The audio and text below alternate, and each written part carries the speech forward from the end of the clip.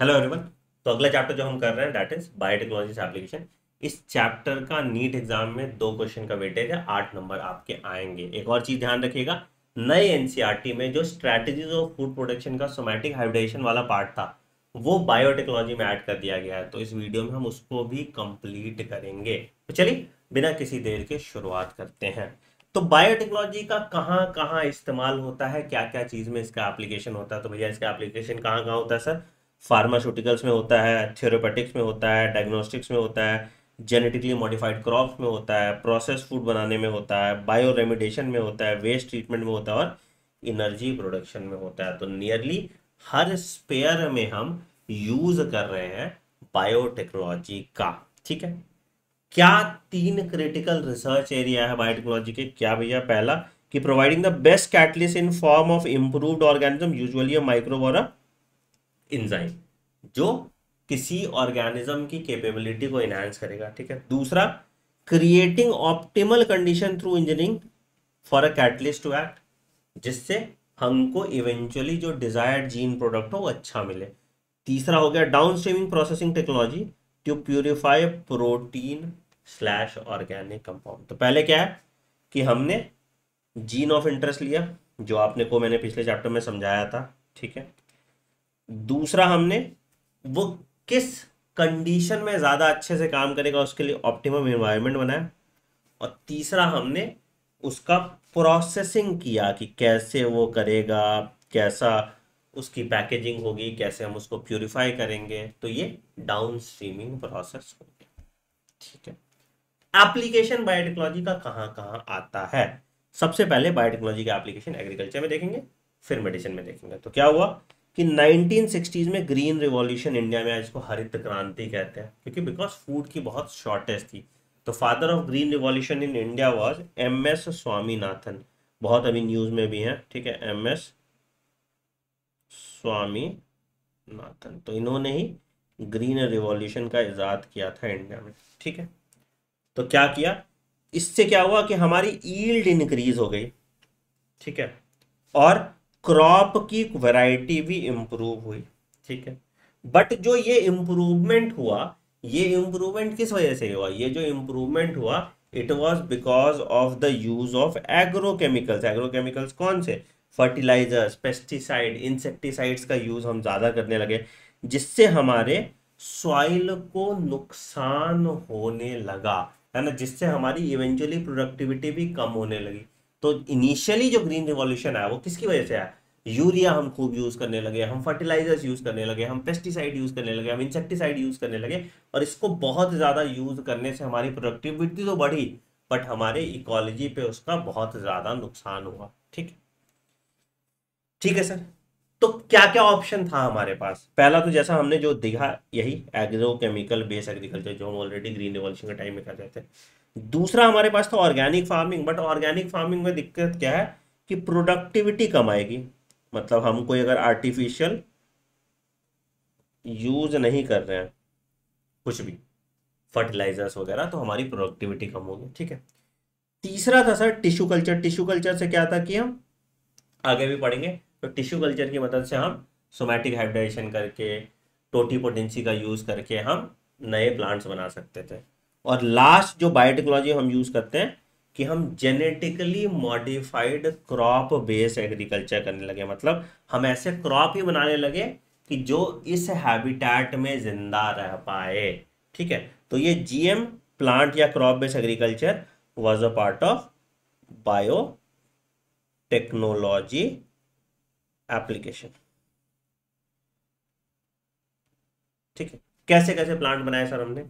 तो हमने बनाया, एक बनाया फ्लेवर सेवर। क्या होता है सर? तो ये टोमेटो की वैरायटी है। अच्छा। तो होता क्या था इसमें? जनरली तुम क्या कहो, तुम मार्केट में देखोगे कहेगा देसला टमाटर है, देसी टमाटर। ठीक है। बट वो टमाटर की लाइफ स्पैन बड़ी कम होती थी। तो अचानक से मार्केट में खूब सारा टोमेटो आया सीजन में, और उसके बाद वो बिका नहीं, तो औने पौने दाम पे किसान उसको बेचने को मजबूर हो जाते थे।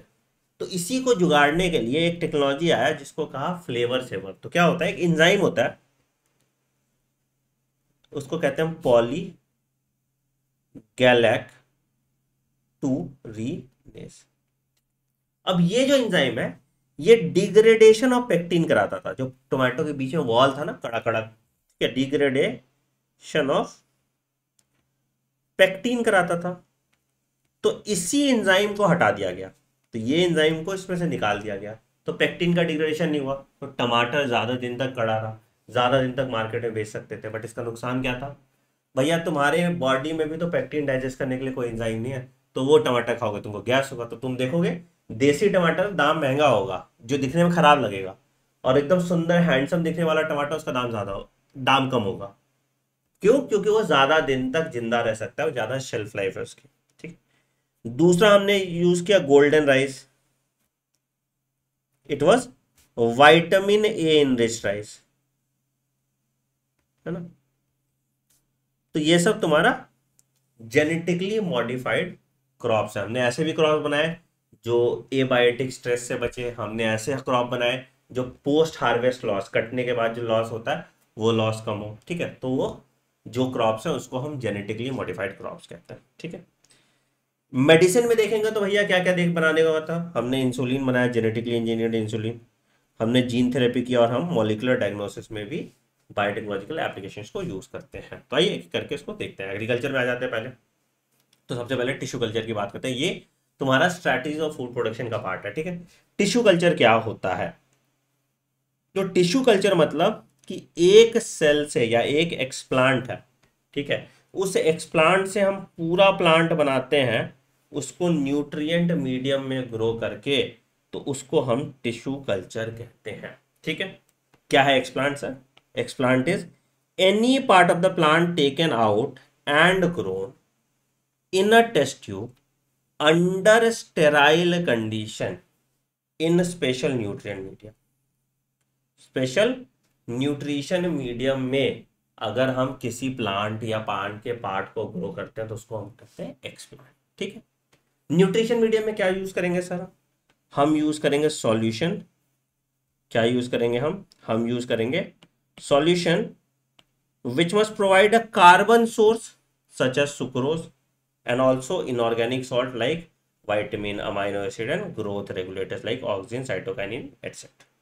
तो न्यूट्रिएंट जो जो उस प्लांट को ग्रो करने के लिए चाहिए वो सब कुछ हम दे रहे हैं। उसको फूड का सोर्स दे रहे हैं, उसको मिनरल्स का सोर्स दे रहे हैं, उसको हार्मोन्स दे रहे हैं जिससे वो प्लांट ग्रो कर पाए। ठीक है, अच्छा।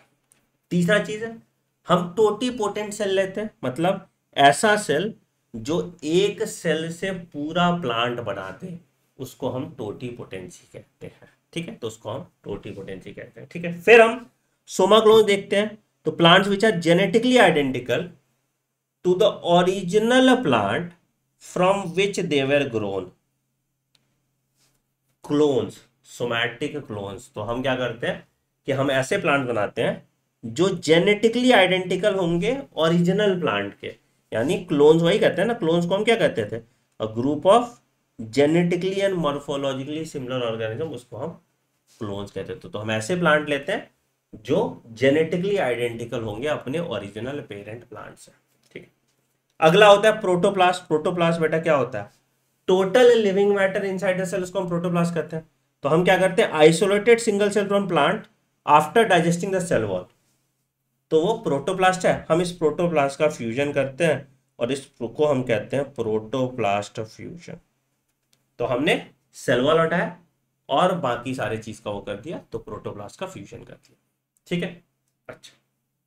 अगला आते हैं सर माइक्रो प्रोपोगेशन, यही जो हमने बात की थी, एक से बहुत सारे प्लांट बना दिए, तो उसको हम माइक्रो प्रोपोगेशन कहते हैं। तो method of propagation of a large number of plant, that is Soma clones, in a very short duration from explant through tissue culture, from explant to tissue culture. तो method of propagation of a large number of plants from छोटा plant explant से खूब सारे plant बना रहे हैं, तो उसको हम कहते हैं सोमा क्लोन्स। ठीक है, एग्जाम्पल टमाटर बना सकते हैं, बनाना बना सकते हैं, एप्पल बना सकते हैं, और उसको हम कमर्शियली स्केल कर सकते हैं। ठीक है, एक चीज होता है मेरिस्टेम कल्चर। मेरिस्टेम कल्चर क्या हो गया सर? यहाँ पे कि अगर मान लो हमको वायरस फ्री प्लांट बनाना है, तो हम क्या करते हैं? Recovery of healthy plant, that is virus free plant from disease plant. तो हम क्या करते हैं कि अगर कोई प्लांट वायरस इन्फेक्टेड है भी, तो उसका जो मेरिस्टेमेटिक पार्ट है वो वायरस इन्फेक्टेड नहीं होता, तो हम उसका मेरिस्टेमेटिक पार्ट लेते हैं और उस मेरिस्टेमेटिक पार्ट से नया प्लांट बना देते हैं जिसको हम कहते हैं मेरिस्टेम कल्चर। याद करिए क्यों यूज करते हैं हम, वायरस फ्री प्लांट बनाने के लिए हम मेरिस्टेम कल्चर यूज करते हैं। ठीक है, अगला हो गया sir somatic hybridization. Somatic hybridization क्या होता है sir? Fusion of isolated protoplast from two different varieties of plant, each having a desirable character to get in hybrid protoplast। जैसे एग्जाम्पल है कि हम पोमैटो बनाते हैं। क्या होता है pomato sir? It is tomato plus potato. तो क्या किया हमने? हमने प्रोटोप्लास्ट लिया टमाटर का, हमने प्रोटोप्लास्ट लिया पोटैटो का, दोनों को फ्यूज करके हमने बना दिया पोमैटो। ठीक है, ठीक है, बट वैसे ये बहुत बेकार ऑप्शन था, ये बहुत अच्छे से चला नहीं था। ठीक है, तो तुमने क्या क्या देखा? तुमने देखा टिश्यू कल्चर, एक सेल से टोटीपोटेंसी की मदद से हम पूरा प्लांट बना दें, टिश्यू कल्चर। दूसरा तुमने देखा माइक्रो प्रोपोगेशन, एक एक्सप्लांट से खूब नंबर ऑफ प्लांट हमने बनाया, माइक्रो प्रोपोगेशन। तीसरा तुमने देखा मेरिस्टेम कल्चर, अगर कोई प्लांट वायरस इन्फेक्टेड है तो उसका मेरिस्टेमेटिक सेल को हम ग्रो कर देंगे, तो मेरिस्टेम कल्चर। फिर तुमने देखा सोमैटिक हाइब्रिडाइजेशन, तो हमने प्रोटोप्लास्ट लिया दो सेल का और दोनों को फ्यूज कर दिया और उस प्रोसेस को हम कहते हैं सोमैटिक हाइब्रिडाइजेशन। ठीक है, चलिए अब जीएम प्लांट की बात करते हैं। तो जीएम प्लांट को हम जेनेटिकली मॉडिफाइड ऑर्गेनिज्म या जीएमओ भी कहेंगे। ठीक है, क्या हो सकता है? प्लांट, बैक्टीरिया, फंगाई, एनिमल सब जीएमओ है जिसमें हमने जीन को ऑल्टर किया है थ्रू मैनिपुलेशन, तो उसको हम जीएमओ कहते हैं। क्यों करते हैं हम जेनेटिकली मॉडिफाइड प्लांट्स क्यों बनाते हैं? पहला, न्यूट्रिशनल क्वालिटी बढ़ाते हैं, vitamin A rich rice, golden rice आपको बताया था। ठीक है, दूसरा crop more tolerant to abiotic stress, की मतलब सूखे में भी उग जाएगा, वो ज्यादा बारिश हो गया तो भी उसको कोई दिक्कत नहीं है। ठीक है, वैसे पोस्ट हार्वेस्ट लॉस कम करते हैं, बताया आपको, कटाई के बाद पोस्ट हार्वेस्ट लॉस कम करते हैं। Efficiency of mineral uses by plant, उसको बढ़ाते हैं कि मतलब एफिशिएंटली मिनरल यूटिलाइज करें जिससे सॉइल की फर्टिलिटी ज्यादा दिन तक बनी रहेगी। तो soil fertility is maintain, soil fertility is maintain. ठीक है सर, अच्छा फिर क्या है सर? पेस्ट रेजिस्टेंट क्रॉप हमने बनाया है, ऐसा क्रॉप जो पेस्ट रेजिस्टेंट है, मतलब उसके लिए अलग से तुमको इंसेक्टिसाइड या पेस्टिसाइड ऐड करने की जरूरत नहीं है, वो नेचुरली उस स्पेसिफिक पेस्ट से रेजिस्टेंट होगा। ठीक है, तो पेस्ट रेजिस्टेंट कैसा हो सकता है? एक इंसेक्ट रेजिस्टेंट हो सकता है और एक नेमेटोड रेजिस्टेंट हो सकता है, जिसको हम देखते हैं। ठीक है, तो पहला क्या, पेस्ट रेजिस्टेंट के फायदा क्या होता है? It acts as a biopesticide, reduces the need of insecticide. तो हम लोग इंसेक्टिसाइड में यूज करते हैं बीटी कॉटन, सबसे बेसिक एग्जांपल जो इसका है दैट इज बीसी कॉटन। इस पे देखो कितनी बार सवाल आया और कितना सारा सवाल आया। ठीक है, यहाँ से बहुत इंपॉर्टेंट सवाल आता है। तो क्या है भैया? एक स्ट्रेन है जिसको हम कहते हैं बैसिलस थुरिनजेनेसिस। क्या है?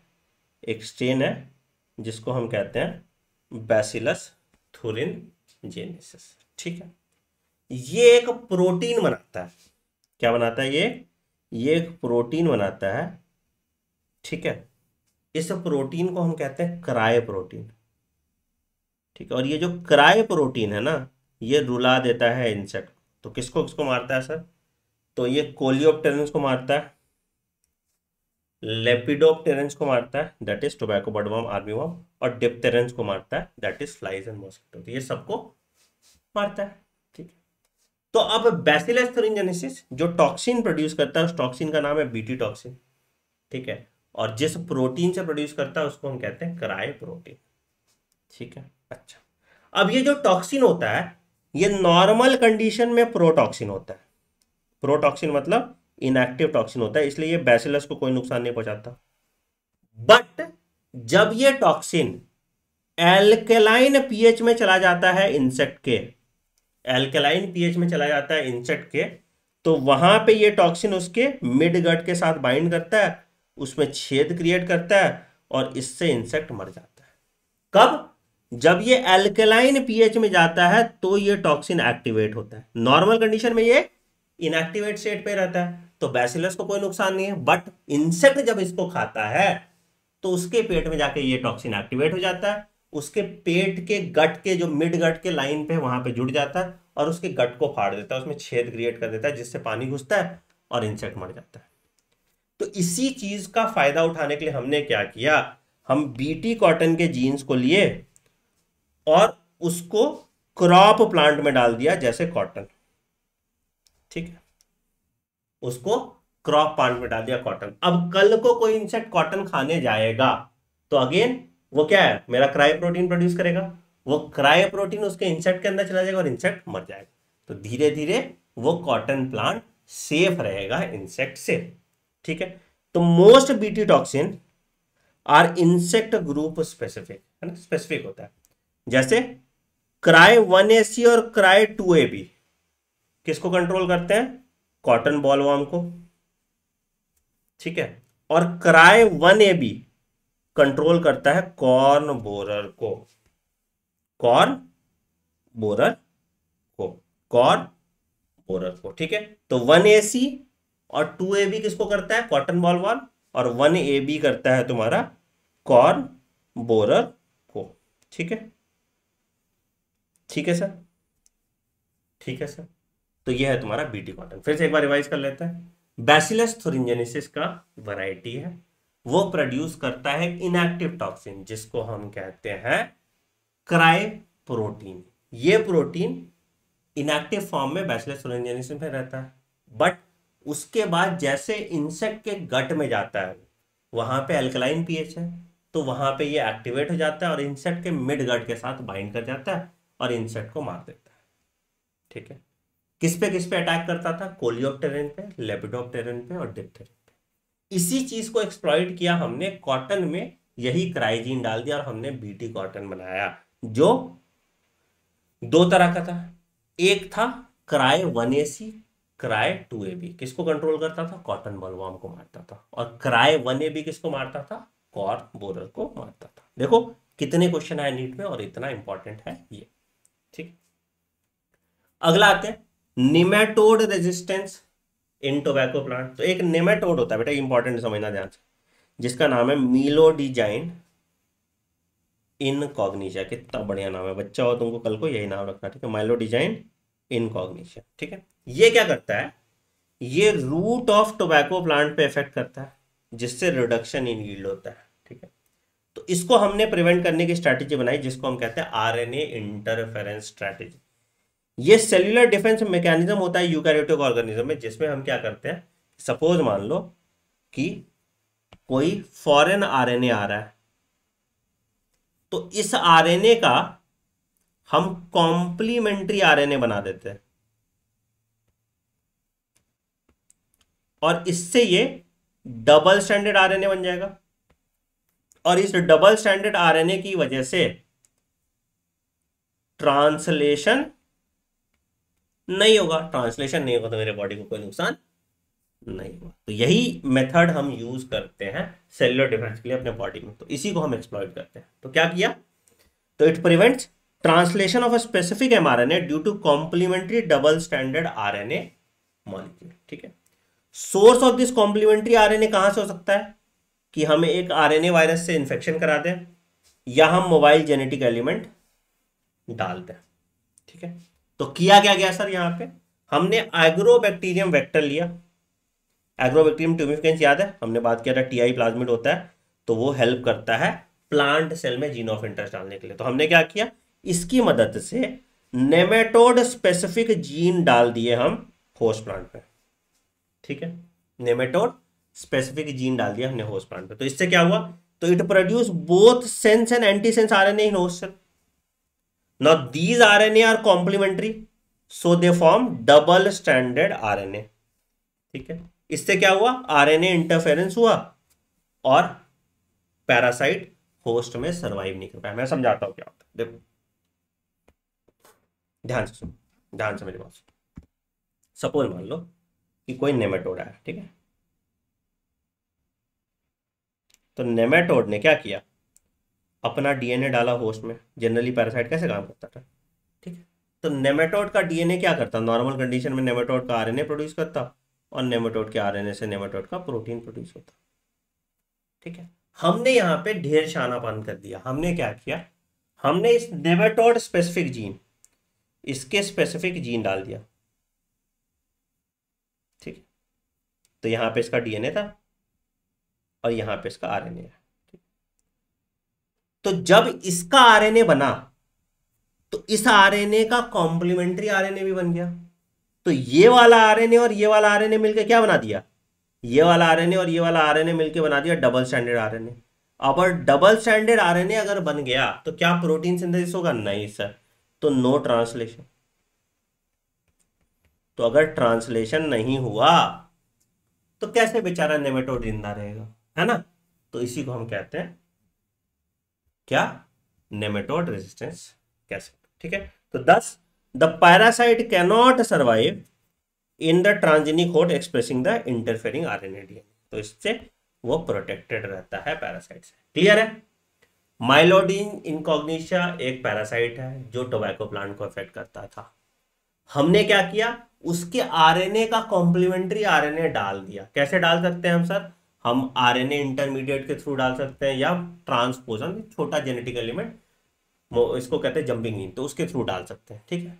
तो इससे क्या हुआ कि आरएनए जब नेमेटोड ने अपना बनाया तो हमने उसका एक कॉम्प्लीमेंट्री आरएनए उसको दे दिया और दोनों आरएनए मिलकर डबल स्टैंडर्ड आरएनए बन गया, जिससे साइलेंसिंग ऑफ आरएनए हुआ, मतलब वो आरएनए प्रोटीन में ट्रांसलेट नहीं हो पाया, जिससे नेमेटोड मर गया, ठीक है। तो ये हो गया नेमेटोड स्पेसिफिक, ठीक। तो दो इंपॉर्टेंट चीज आपने देखा, एक देखा बीटी कॉटन और एक देखा नेमेटोड रेसिस्टेंट टू पैरासाइट। अब आते हैं एप्लीकेशन इन मेडिसिन में, कहां कहां इसका एप्लीकेशन इन मेडिसिन है। सबसे पहले आते हैं that is genetically engineered insulin. तो इंसुलिन किसको देते हैं सर, इंसुलिन उन पेशेंट को देते हैं जिनका ब्लड शुगर लेवल ज्यादा होता है।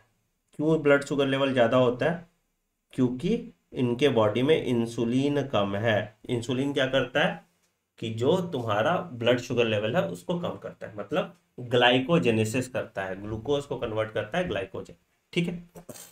तो बहुत लोगों को इंडिया में डायबिटीज है, ठीक है सर। अच्छा, तो पहले जो इंसुलिन बनता था वो कैटल और पिग से आता था, उसके पैनक्रियाज से हम इंसुलिन निकालते थे और वो इंसुलिन का इंजेक्शन पड़ता था। बट उससे क्या होता था, इन्फेक्शन होने के चांसेस होते थे, बहुत सारी दिक्कतें आती थी, ठीक है। तो इसलिए फिर एक कंपनी थी जिसका नाम था एली लिली। क्या नाम था कंपनी का, कंपनी का नाम था एली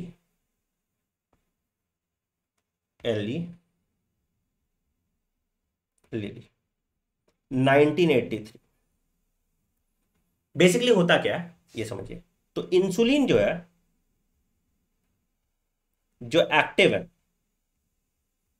वो बना होता है chain A plus chain B का, ठीक है। और ये जो एक्टिव इंसुलिन बनता है ये बनता है फ्रॉम प्रो इंसुलिन जो इनएक्टिव है, जिसके पास 3 चेन होता है, ए प्लस बी प्लस सी, ठीक है। अब प्रॉब्लम क्या था कि अब प्रो इंसुलिन से इंसुलिन बनाना बहुत डिफिकल्ट था। तो एली लिली ने क्या किया कि एक जगह चेन ए बनाया, दूसरे जगह चेन बी बनाया और दोनों को ज्वाइन कर दिया by the help of disulphide bond, जिससे मेरा डायरेक्टली क्या बन गया, एक्टिव इंसुलिन। और इसको ही हम कहते हैं ह्यूमिलीन। इसीलिए तुम देखोगे इंसुलिन को जब भी हम क्या कहाँ रखते हैं, हम रखते हैं आइस पैक में रखते हैं, है ना। क्यों रखते हैं आइस पैक में, क्योंकि पता चला उनका बॉन्ड डीनेचर हो जाएगा अगर गर्मी ज्यादा बढ़ गया, तो इसलिए इंसुलिन को एक्टिव आइस पैक में रखते हैं, ठीक है। तो यही चीज यहाँ पे कह रहा है। तो insulin isolated from pancreas of animals causes allergy and other types of reaction to foreign protein, ठीक है। Now it is possible to produce human insulin using bacteria. कैसे, insulin has 2 short polypeptide chain, chain A and B, that are linked by disulphide bridge, ठीक है। In mammal insulin is synthesised from pro insulin, जिसके पास एक extra सी होता है, C peptide होता है, ठीक है। This is remove during maturation into insulin, ठीक है। तो 1983 में एली लिली ने क्या किया, prepare 2 DNA sequences corresponding to chain E and B और उसको डाल दिया इकोलाई में। तो इससे चेन ई ए और बी अलग अलग बना और ए और बी को उसने आपस में जोड़ दिया by the help of disulphide bond to form human insulin called Humulin. ठीक है, तो यही देखो यहाँ पे ये तुम्हारा प्रो इंसुलिन में क्या है, प्रो इंसुलिन में तुम्हारा सी पेप्टाइड है, ठीक है, ए पेप्टाइड और बी पेप्टाइड, और यहाँ पे देखो तुम्हारा ए पेप्टाइड है और बी पेप्टाइड है। टोटल कितना होता है देखो, ए पेप्टाइड में 21 अमाइनो एसिड और बी पेप्टाइड में 30 अमाइनो एसिड। ठीक है, ए चेन में कितना होता है 21 और बी में कितना होता है 30 अमाइनो एसिड। ठीक है सर, तो ये हो गया आपका इंसुलिन। ठीक है, अगला आता है जीन थेरेपी। जीन थेरेपी क्या है sir, method to correct gene defect in a child and embryo. ठीक है, तो क्या होता है, genes are inserted in a person cells और tissue to treat a hereditary disease जो कंपनसेट करता है नॉन फंक्शनल जीन। ठीक है, एक बीमारी है जिसका नाम है adenosine deaminase, adenosine deaminase deficiency. तो ये क्या होता है, ये एंजाइम इंपॉर्टेंट है for maturation of lymphocytes, maturation of lymphocytes. ठीक है, ठीक है सर, तो क्या हुआ कि first clinical trial of gene therapy was done in 1990 given to a 4-year-old girl. क्या डिफिशियंसी था उसको, एडिनोसिन डीअमाइनेज, जिसके कारण स्किड होता था, severe combined immunodeficiency. It is like AIDS only, तुम्हारा इम्यून सिस्टम ठीक से काम नहीं करता है। ठीक है, the disorder is cause due to deletion of the gene for adenosine deaminase. तो अब हमको अगर इसको ठीक करना है तो हमको क्या होगा, एडिनोसिन डीअमाइनेज देना पड़ेगा। ठीक है, कैसे क्योर हो सकता है सर, पहला बोन मैरो ट्रांसप्लांटेशन के कारण, पहला पॉइंट। ठीक है सर, दूसरा क्या कर सकते हैं, इंजाइम रिप्लेसमेंट थ्योरी, मतलब धीरे धीरे इंजेक्शन से हम फंक्शनल एडीए एंजाइम डालते रहे। ठीक है, बट दोनों कंप्लीटली क्योर नहीं कर पाता है इसको। ठीक है, अकॉर्डिंग टू एनसीईआरटी। वैसे bone marrow transplant complete cure होना चाहिए, but according to NCERT bone marrow transplantation या एंजाइम रिप्लेसमेंट थ्योरी क्योर नहीं करता एडिनोसिन डीअमाइनेज को। तो कैसे क्योर होता है सर, तो पहला, तो इन जीन थेरेपी हम क्या करते हैं, lymphocytes from patient blood is grown in a culture. ठीक है, उसके बाद फंक्शनल एडीए जीन लेते हैं और यूजिंग रेट्रोवायरस वेक्टर, आपको पिछले चैप्टर में मैंने बताया था कि एनिमल सेल में अगर हमको जेनेटिक मटेरियल डालना है तो हमको क्या डालना होगा, रेट्रोवायरस के थ्रू डालना पड़ेगा। तो हम रेट्रोवायरस वेक्टर के थ्रू ये जीन जो एडीए जीन है उसको इंट्रोड्यूस कर देंगे लिम्फोसाइट्स में। ठीक है, और उसको पेशेंट में डाल देते हैं। बट प्रॉब्लम क्या है कि अब इसको हमको लिम्फोसाइट्स को हमेशा चेंज करना पड़ेगा। क्यों, क्योंकि ये लिम्फोसाइट इमोर्टल तो है नहीं, ये तो मर जाएंगे, तो इसको हमको हमेशा चेंज करना पड़ेगा। तो ये भी परमानेंट क्योर नहीं होता है। क्या परमानेंट क्योर है कि अगर हम एडीए जीन एक्सट्रैक्ट करें मैरो सेल से और उसको अर्ली एम्ब्रियोनिक स्टेज में बोन मैरो में ही डाल दें तो ये परमानेंट क्योर हो जाता है। तो ये परमानेंट क्योर हो जाता है। मैं एक बार फिर से आपको बता दूं। ठीक है, तो बेसिकली क्या है, जीन थेरेपी में हमने किया एडिनोसिन डीअमाइनेज के डिफिशियंसी का इलाज। एडिनोसिन डीअमाइनेज एक एंजाइम है जो मैच्योरेशन ऑफ लिम्फोसाइट्स कराता है। ये एंजाइम नहीं प्रेजेंट होता तो लिम्फोसाइट मैच्योर नहीं होते और इससे बीमारी होता है, इसको हम कहते हैं SCID, severe combined immunodeficiency. AIDS की तरह होता है कि तुम्हारा इम्यून सिस्टम ठीक से यहाँ पे काम नहीं करता है। कैसे क्योर करते हैं इसका, पहला है बोन मैरो ट्रांसप्लांट, दूसरा कि हम एडीए एंजाइम डालें तुम्हारे शरीर में। दोनों कंप्लीटली क्योरेबल नहीं है। तो क्योर कैसे कर सकते हैं, तो हम लिम्फोसाइट लेते हैं पेशेंट से, उसमें एडीए जीन डालते हैं वाया रेट्रोवायरस और उस लिम्फोसाइट को बॉडी में डाल देते हैं पेशेंट के। इससे वो लिम्फोसाइट फिर एंजाइम प्रोड्यूस करेंगे एडीए एंजाइम और तुम्हारा इम्यून सिस्टम काम करेगा। बट लिम्फोसाइट्स का लाइफ स्पैन है, तो उन लिम्फोसाइट्स को हमको पीरियोडिकली चेंज करना पड़ता है। तो परमानेंट क्योर कहां पे है सर, कि एडीए जीन को हम अगर एम्ब्रियोनिक स्टेज में मैरो सेल में डाल दें तो जो लिम्फोसाइट प्रोड्यूस होंगे उसमें एडीए जीन होगा उस एडीए जीन की मदद से वो एडीए एंजाइम बना लेंगे, तो वो एक परमानेंट क्योर है। ठीक है, बढ़िया। अगला आते हैं मॉलिक्यूलर डायग्नोसिस। मॉलिक्यूलर डायग्नोसिस कैसे हम डायग्नोस करें बीमारी को। तो early diagnosis of disease using conventional method हम पहले करते थे, बट उससे अर्ली डायग्नोसिस होता नहीं है। ठीक है, तो रिकॉम्बिनेंट डीएनए टेक्नोलॉजी पीसीआर और एलाइजा हम यूज करने लगे फॉर अर्ली डायग्नोसिस। ठीक है, पीसीआर को पता है आपको, पॉलीमरेज चेन रिएक्शन कहते हैं।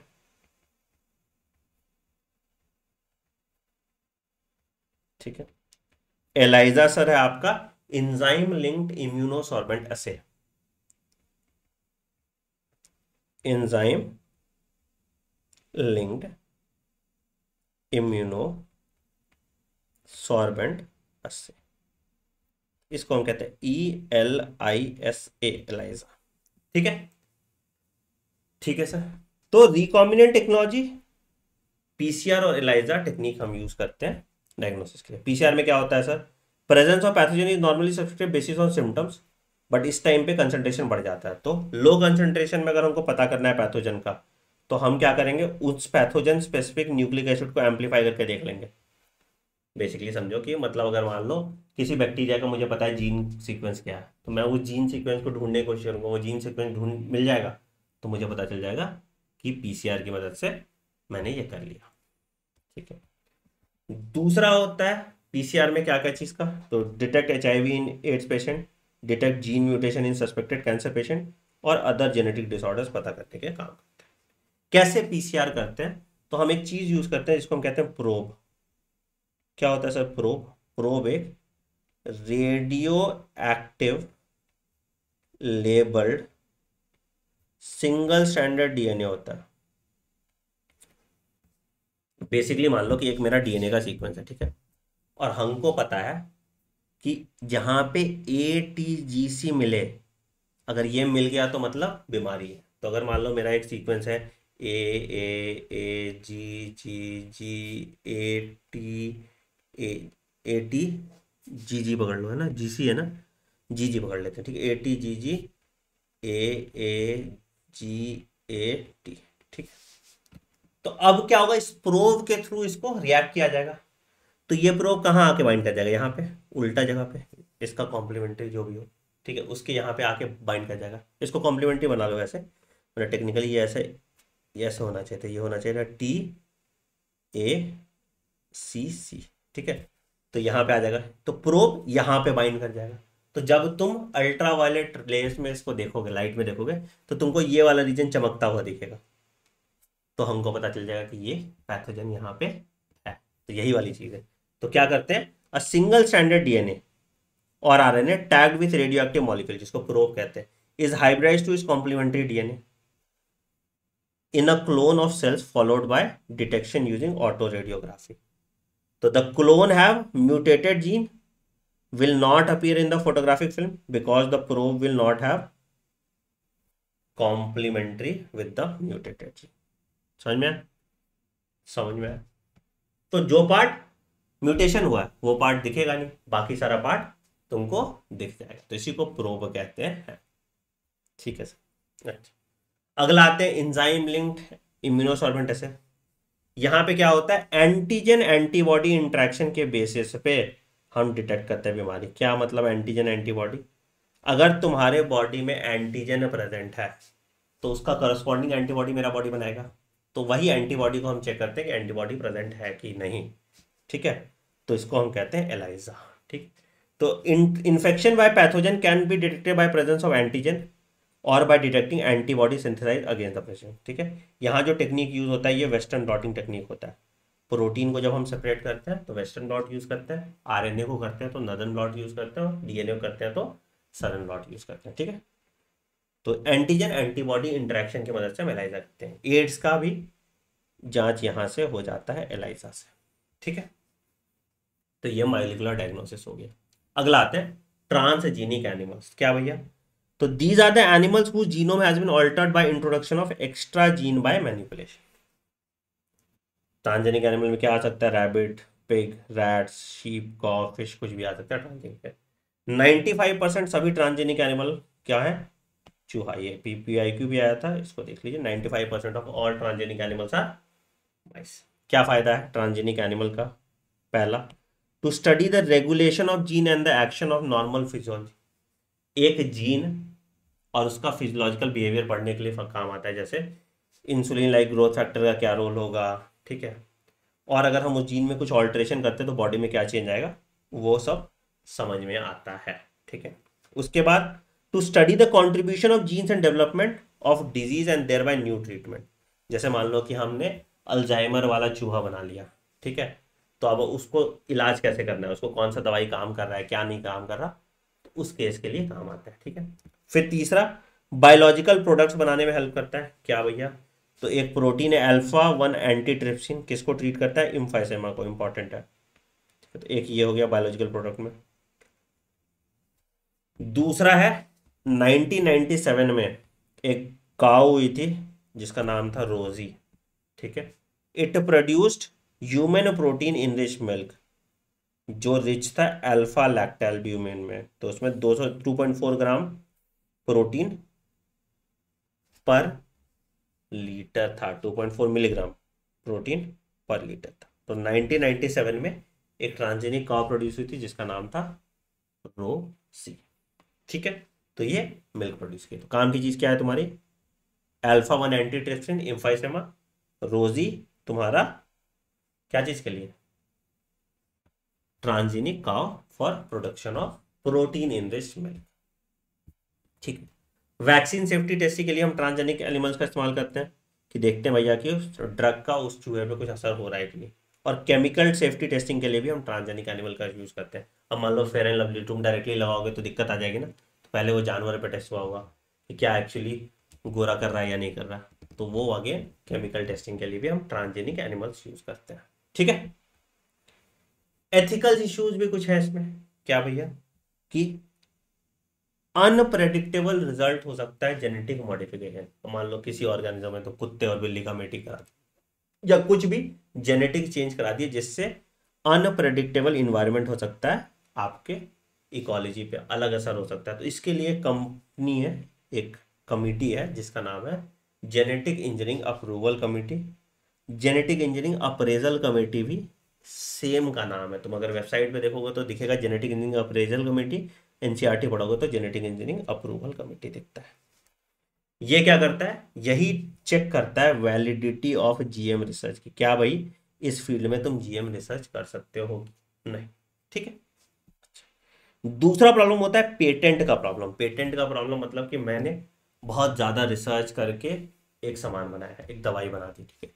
अब दवाई का कंपोजिशन देख के दूसरे इंसान को पता चल गया, तो उसने रिसर्च नहीं किया, उसने सेम दवाई मेरी कॉपी कर दी। तो उसको प्रिवेंट करने के लिए, ताकि लोग रिसर्च में पैसा खर्च करें, हम पेटेंट ग्रांट करते हैं। तो अगर मैंने मैंने अपना पेटेंट बना लिया कि ये मेरा रिसर्च है, तो मेरे परमिशन के बिना तुम उस दवाई को प्रोड्यूस नहीं कर सकते, तुम उस प्रोडक्ट को प्रोड्यूस नहीं कर सकते। उसको बायो पेटेंट कहते हैं। जैसे देखो अमेरिका वालों ने क्या किया था, बासमती राइस, हर्बल मेडिसिन, सबका पेटेंट अमेरिका के पास। India has 27 variety of basmati rice. In 1997 में एक अमेरिकन कंपनी थी, इसने बासमती राइस पे पेटेंट ले लिया इंडिया को बिना बताए। तो यही चीज गड़बड़ हो जाता है, ठीक है। तो हम इसको प्रिवेंट कर रहे हैं, तो हम क्या कर रहे हैं, बायोपायरेसी, यही चीज को हम प्रिवेंट करने के लिए हमने एक सेकेंड अमेंडमेंट बिल भी बनाया है, ठीक है, जिससे हम ये सब प्रॉब्लम पे ध्यान दे रहे हैं और जिससे बायोपायरेसी को, ताकि हमारा एक्सप्लॉइटेशन ना हो, मल्टीनेशनल कंपनीज हमारे फार्मर्स का एक्सप्लॉइटेशन ना करें, उसको प्रिवेंट करने का इंतजाम कर रहे हैं। काम की चीज क्या क्या है सर इस वाले पैराग्राफ में, एक जीएसी, दूसरा बायो पेटेंट, पेटेंट क्या होता है, तीसरा बायोपायरेसी, और चौथा आपका इंडियन पार्लियामेंट ने जो सेकेंड अमेंडमेंट पास किया इंडियन पेटेंट बिल का। ये सब चीजें आप कर लेंगे तो आपका चैप्टर गाइड हो गया। सवाल कहाँ से आता है, बीटी कॉटन से आता है, जेनेटिकली मॉडिफाइड तुम्हारा इससे आता है, क्रॉप से आता है, जो मैंने तुम्हें बताया वाइटामिन ए राइस वगैरह, ठीक है। फिर सवाल आ जाता है नेमेटोड स्पेसिफिक जीन से, या इंसुलिन से आ जाता है, या एडीए डिफिशियंसी से आ जाता है। तो अगेन छोटा चैप्टर है, 2 सवाल मिनिमम एक्सपेक्ट आप करेंगे, तो इसको एक बार पूरा रिवाइज अच्छे से कीजिएगा। आई होप ये चैप्टर भी डन डन डन डन हो गया आपका। मिलते हैं अगले चैप्टर में। Thank you.